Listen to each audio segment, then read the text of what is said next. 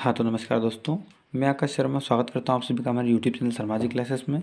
दोस्तों इससे पहले वाले वीडियो हमने देखा था special GK 1000 one liner fact का पार्ट 1। आज इस वीडियो में देखने वाले हैं पार्ट 2। पार्ट 1 में दोस्तों हमने टोटल 35 क्वेश्चन देखे थे। उसके आगे की आज बात करते हैं दोस्तों। अगर आप भी हमारे चैनल पर नए हैं तो जल्दी से चैनल को सब्सक्राइब कर लीजिए और वीडियो को लाइक कर दीजिए, साथ ही में बेल आइकन को प्रेस कर दीजिए जिससे आपको हमारे आने वाले नए वीडियो की नोटिफिकेशन मिलते रहें। दोस्तों अगर आपने इस वीडियो का पार्ट 1 नहीं देखा है तो वीडियो के डिस्क्रिप्शन में इस वीडियो का पार्ट 1 का लिंक दिया गया है, आप वहाँ जाकर पार्ट 1 को देख सकते हैं। ठीक है, तो बिना देर किए दोस्तों चलते सीधा वीडियो की तरफ बात करते हैं स्पेशल 1000 वन लाइनर फैक्ट के 36वें क्वेश्चन की। ठीक है, 35 क्वेश्चन इससे पहले वाले वीडियो में पार्ट 1 में हम देख चुके हैं। 36वां क्वेश्चन है दोस्तों हमारा, संविधान सभा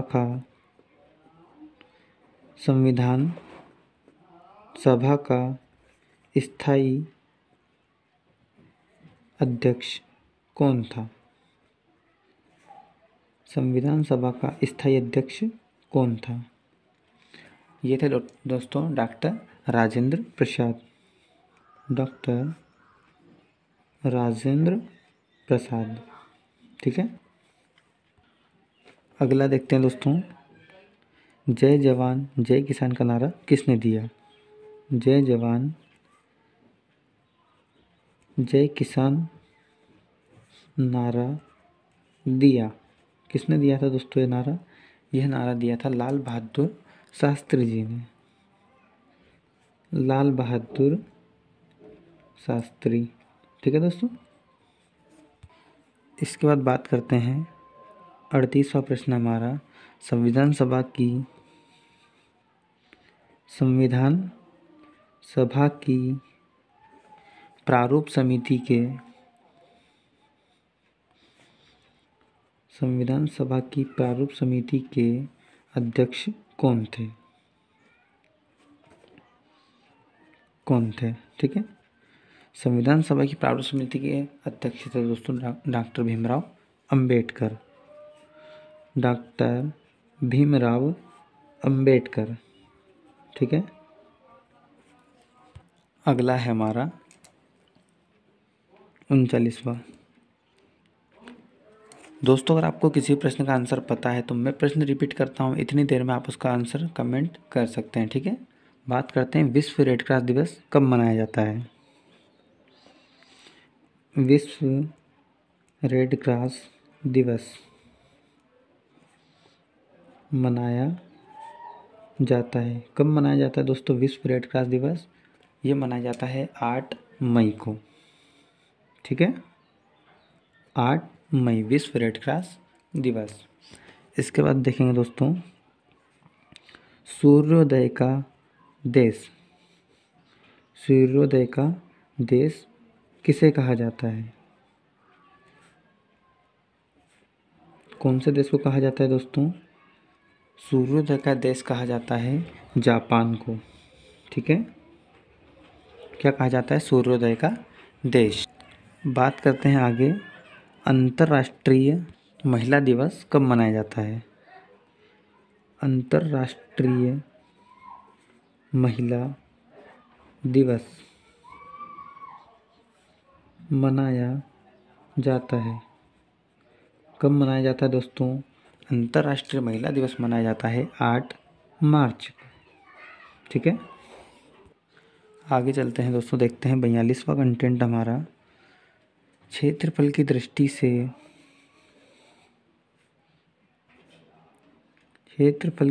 से भारत का सबसे छोटा राज्य। क्षेत्रफल की दृष्टि से भारत का सबसे छोटा, साथ में क्षेत्रफल की दृष्टि से सबसे बड़ा राज्य भी देख लेते हैं। भारत की दृष्टि से क्षेत्रफल की दृष्टि से भारत का सबसे छोटा राज्य एवं सबसे बड़ा राज्य। ठीक है, क्षेत्रफल की दृष्टि से सबसे छोटा राज्य है दोस्तों गोवा। ठीक है, और बात करें अगर क्षेत्रफल की दृष्टि से सबसे बड़ा राज्य की तो वो है दोस्तों राजस्थान। ठीक है, किसकी दृष्टि से? क्षेत्रफल की दृष्टि से। अगर बात करें जनसंख्या की दृष्टि से, जनसंख्या की दृष्टि से भारत का सबसे बड़ा राज्य,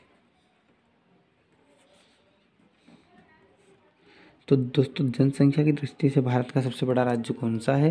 ये है हमारा उत्तर प्रदेश, जो कि जनसंख्या की दृष्टि से भारत का सबसे बड़ा राज्य है। आगे बात करते हैं ओणम किस राज्य का प्रसिद्ध त्योहार है? ठीक है, ओणम किस राज्य का प्रसिद्ध त्योहार है? ये है दोस्तों केरल का। ठीक है, इसके आगे बात करते हैं दिल्ली भारत की राजधानी कब बनी? दिल्ली भारत की राजधानी कब बनी? कब बनी थी दोस्तों दिल्ली भारत की राजधानी? सन 1911 में। 1911 में दिल्ली भारत की राजधानी बनी थी। इसके बाद बात करते हैं दोस्तों सबसे चमकीला ग्रह कौन सा है? ठीक है, सबसे चमकीला ग्रह, सबसे चमकीला ग्रह दोस्तों कहा जाता है शुक्र को। ठीक है, इसके बाद देखेंगे भारत का राष्ट्रीय पशु, भारत का राष्ट्रीय पशु क्या है दोस्तों? बाघ। ठीक है, साथ ही में बात कर लेते हैं भारत का राष्ट्रीय पक्षी, भारत का राष्ट्रीय पक्षी है दोस्तों मोर। क्या है? मोर। आगे देखते हैं भारत का राष्ट्रीय जलीय जीव। ठीक है, भारत का राष्ट्रीय जलीय जीव कौन सा है? गंगा डॉल्फिन। ठीक है, क्या है? गंगा डॉल्फिन। इसके बाद देखेंगे दोस्तों भारत का राष्ट्रगान किसने लिखा? भारत का राष्ट्रगान लिखा था दोस्तों रविंद्रनाथ टैगोर ने। रविंद्रनाथ टैगोर। ठीक है, इसके बाद देख लेते हैं दोस्तों भारत का राष्ट्रीय फल, फूल, पेड़ और खेल के बारे में।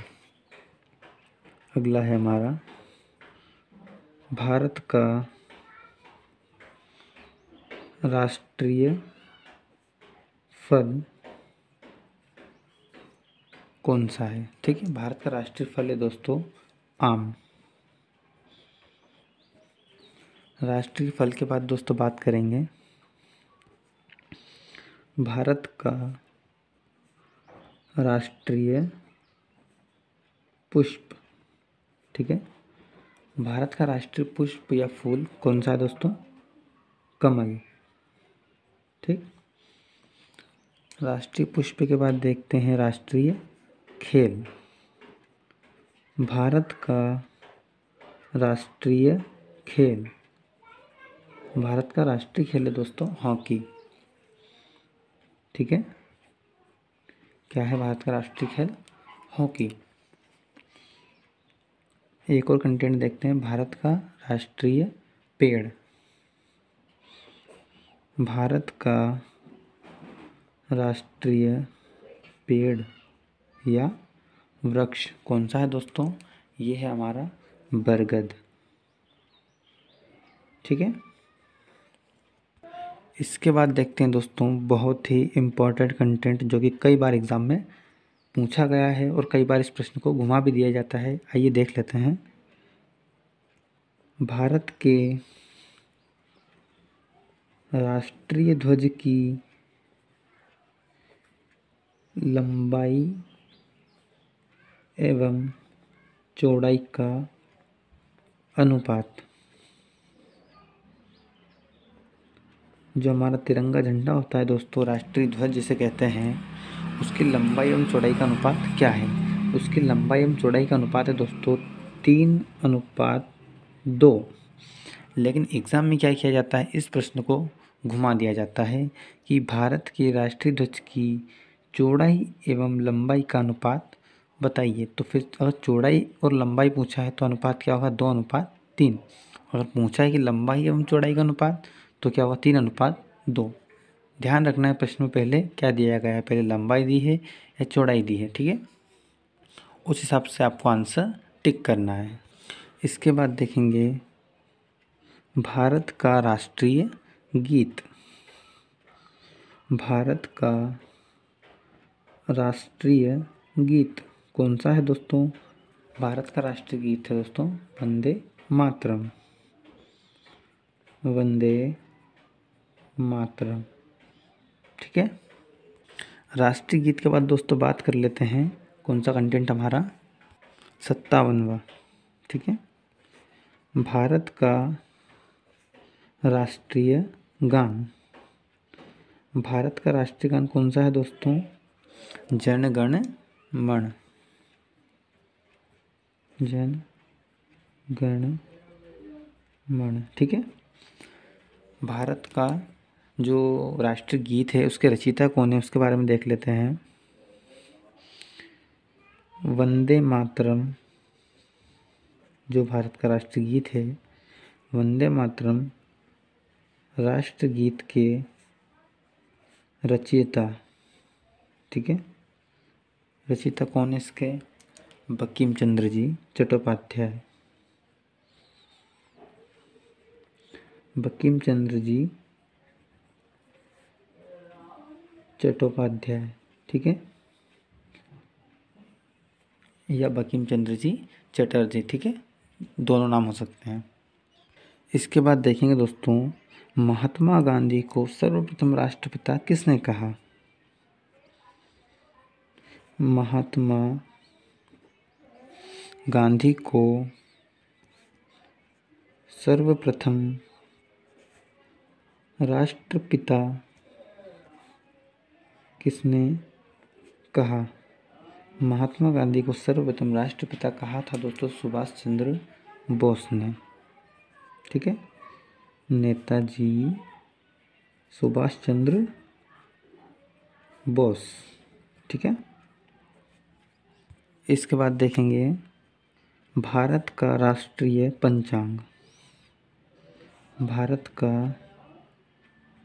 राष्ट्रीय पंचांग कौन सा है दोस्तों? हमारा राष्ट्रीय जो पंचांग है वो है शक संवत, ठीक है, शक संवत, ठीक। आगे देखते हैं अगला कंटेंट है हमारा राष्ट्रगान की अवधि। राष्ट्रगान की अवधि कितनी है, ठीक है। मतलब कि जो हमारा राष्ट्रगान है जन गण मन, उसे गाने में कितना समय लगता है? एग्जैक्ट 52 सेकंड इसकी समय निर्धारित किया गया है, ठीक है। इसके बाद साइंस का कंटेंट है दोस्तों एक इंसुलिन का प्रयोग किस बीमारी के उपचार में होता है? इंसुलिन का प्रयोग किस बीमारी के उपचार में होता है, ठीक है। किस बीमारी के उपचार में होता है? इंसुलिन का प्रयोग होता है दोस्तों मधुमेह के लिए, ठीक है। कौन सी बीमारी है? मधुमेह, ठीक है। इसके बाद देखेंगे अगला कंटेंट रेडियो एक्टिवता की खोज किसने की? रेडियो एक्टिवता की खोज, रेडियो एक्टिवता की खोज किसने की थी दोस्तों? Henry Becquerel. हेनरी बेकरल ने, ठीक है। काय की खोज की थी इन्होंने? रेडियो एक्टिवता की। इसके बाद देखेंगे दोस्तों 64वां प्रश्न है हमारा कि पेस मेकर का संबंध शरीर के किस अंग से है? किस अंग से है? ठीक है, इसका संबंध है दोस्तों हृदय से। ठीक है, अगला है दोस्तों हमारा मानव शरीर की किस ग्रंथि को मास्टर ग्रंथि कहा जाता है? मानव शरीर की किस ग्रंथि को मास्टर ग्रंथि कहा जाता है? ठीक है, किसे कहा जाता है दोस्तों? पीयूष ग्रंथि को। कौन सी ग्रंथि है? पीयूष ग्रंथि जो होती है हमारे शरीर में, इसको क्या कहा जाता है? मास्टर ग्रंथि। इसके बाद देखते हैं दोस्तों एक्सरे का आविष्कार किसने किया? ठीक है, एक्सरे का आविष्कार, ठीक है, एक्सरे का आविष्कार किसने किया? ये किया था रॉन्टजन। काय का आविष्कार किया था इन्होंने? एक्सरे का। इसके आगे देखेंगे आंवले में पाए जाने वाला विटामिन। आंवले में पाए जाने वाला विटामिन, ठीक है, कौन सा विटामिन पाया जाता है दोस्तों आंवले में? आंवले में पाया जाता है दोस्तों विटामिन सी। Vitamin C. प्रश्न को हल्का सा घुमा के पूछा जा सकता है कि कौन सा विटामिन आंवले में प्रचुर मात्रा में पाया जाता है या प्रचुर मात्रा में मिलता है, तो भी उसका आंसर क्या होगा? Vitamin C. इसके बाद देखेंगे दोस्तों हम अगला कंटेंट है हमारा 68वां, कागज का आविष्कार किस देश में हुआ? कागज का आविष्कार किस देश में हुआ? किस देश में हुआ? कागज का आविष्कार हुआ तो दोस्तों सबसे पहले चीन में। कौन से देश में? चीन में। इसके बाद देखेंगे हम दोस्तों अगला कंटेंट हमारा टेलीविज़न का आविष्कार। टेलीविज़न का आविष्कार, ठीक है, टेलीविज़न का आविष्कार किसने किया था दोस्तों? टेलीविज़न का आविष्कार किया था जॉन लोकी बेयर्ड। John Logie Baird. काय का आविष्कार किया था इन्होंने? टेलीविज़न का। ठीक है, इसके बाद देखते हैं अगला कंटेंट रतौंधी किस विटामिन की कमी से होता है? रतौंधी किस विटामिन की कमी से होता है? ठीक है, रतौंधी रोग जो होता है दोस्तों ये होता है विटामिन ए की कमी से। ठीक है, विटामिन ए। ठीक है, तो दोस्तों ये था वीडियो का पार्ट 2 जिसमें हमने 70 क्वेश्चन कंप्लीट कर लिए। पार्ट 1 में किए थे हमने 35 क्वेश्चन और 35 क्वेश्चन कर लिए पार्ट 2 में। 35 क्वेश्चन का टारगेट रखा है दोस्तों, हर वीडियो में 35 क्वेश्चन कर करके हम 1000 वन लाइनर फैक्ट कंप्लीट करेंगे। ठीक है दोस्तों, अगर वीडियो अच्छा लगा तो जल्दी से वीडियो को लाइक कर दीजिए, चैनल को सब्सक्राइब कर लीजिए, साथ में बेल आइकन को प्रेस कर दीजिए जिससे आपको हमारे आने वाले नए वीडियो के नोटिफिकेशन मिलते रहें।